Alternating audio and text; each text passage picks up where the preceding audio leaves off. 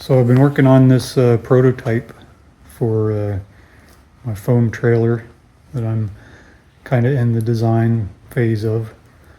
Wanted to show you what's going on here. So I put the foam in between the wood frame, and then I attempted to smooth out the seams, and then I applied the canvas with the Titebond glue and everything. So this is kind of how it turned out. I also put a couple coats of paint over the canvas.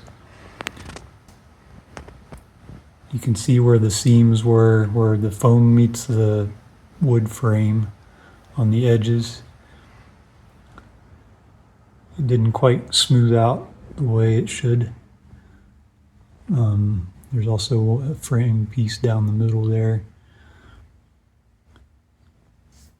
Anyway, that's how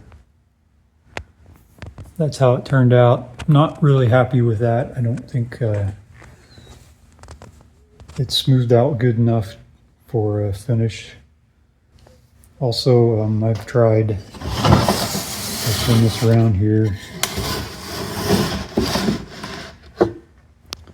So I tried another product. This one I glued in with the Titebond glue. I glued the foam into the frame. The glue, no problem with that. It seems to be really strong with the Titebond, and it adheres really well. So that's not the problem. And then I also tried using the Titebond for smoothing out the seams and some divots that were in the foam. The Titebond, it shrinks a little bit when it dries, but it dries very hard. It's actually harder than the foam for sure. And I'm thinking that would be a better option for smoothing or filling in gaps. There's a couple divots. The divots kind of got air bubble under the glue. You can kind of see there. But it did dry very hard, even with that air bubble. Not a problem. And this one didn't bubble up. It just kind of shrunk a little. So I think with another layer of the Titebond. So also I didn't just put the pure Titebond on. I took the glue and I mixed some wood flour with it, a thickener. This stuff right here, if you can see that, it's just basically it's sawdust. It's ground up really fine.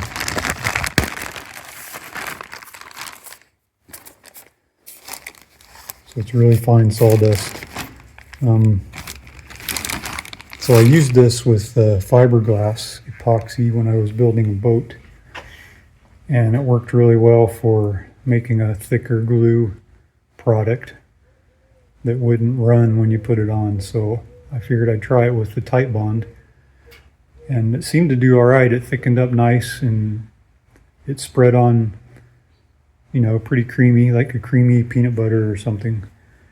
So I think with another layer of that, and it would come out to have a pretty good smooth finish on it. So maybe just to show you the rest of the prototype. So I'm thinking of a pop-up design for the trailer.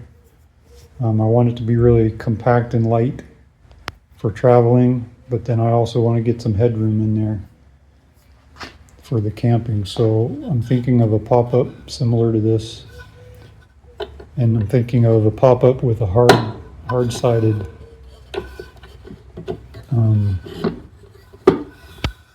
the hard-sided pop-ups. So basically they would be a frame of some kind, probably 1x2 frame or something like that, with foam insert for insulation and just to keep it lightweight. I've considered the canvas with the zippers and all that. It would probably be all right, but it just doesn't It doesn't seem like it would retain heat as efficiently, of course, and I'm not sure about the longevity of canvas as far as being out in the weather and stuff. Anyway, that's the prototype, and that's where I am on this. So I'm experimenting with what I want to use for the decking of the trailer.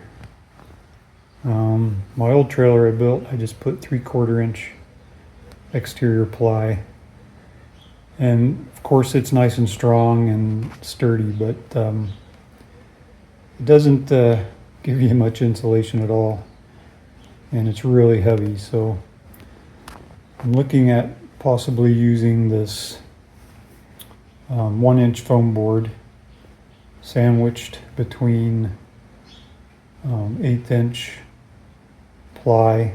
I think it's actually underlayment is what it is, but I put together this test piece. You can kind of see there. So we've got the 2 layers of ply and then the foam in between, and then I glued it all together with PL 300, which seems to work really well with the wood and the foam. This piece is really strong. I haven't fully tested it with all my weight yet, but just bending it, it's really strong, and I think it will probably be sufficient. What I might do is, for the bottom piece of ply, I'll probably use an exterior grade plywood instead of this underlayment, just so it would have, it'll last longer being under the trailer. And then I'll put the underlayment on the top, on the inside, and that'll even give it more strength. I think the exterior plywood would be stronger than what this underlayment is. But I don't know, you can kind of see it there. So right now this is what I'm thinking for the decking. Okay, so tried to build a small version of what I'm thinking of for the trailer. So I put together the bottom, the decking, which is basically 1.5 inch of the extruded foam with a 1/8 inch ply on the bottom and an 1/8 inch ply also on the top, and then those are glued together.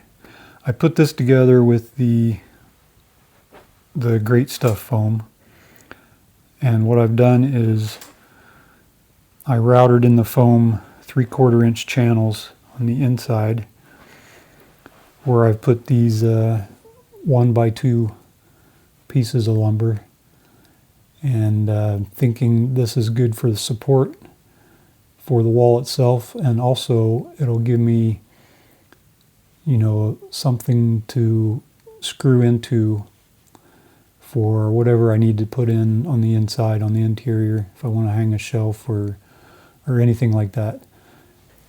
So the foam, the Great Stuff foam, is really good for gluing, and it's really strong for the foam to wood connections. You can see it makes quite a big mess because it expands quite a bit, and which wouldn't be a problem. I can cut that off without much trouble at all. The problem is where I put these channels with the wood in. You can see that when the foam expands, it pushes the wood out, and so really there's only about half of the wood sitting in the channel, and the rest is popped out in front.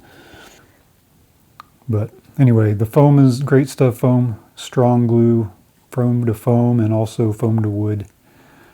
It's just the expansion is the issue with it. So I also have a couple tests going on here, and I actually just glued these, so we'll have to give them a day or so to cure before we test them. So this first one is the is a foam to foam test with the Foam Fusion, and the second one is also Foam Fusion.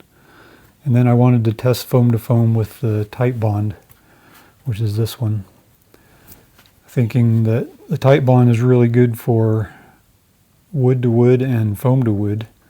I'm just not sure what it does foam to foam, so we're going to give that another test. Hope this video was helpful in some way for you. If so, give it a like and be sure to subscribe so you can follow along as I build the foam camp trailer. In the next video, I'll be doing glue tests for Foam Fusion, Titebond 2, for Corning XPS Foam, and also for Greenspan Green Guard Foam. So thanks for watching, and I'll see you next time.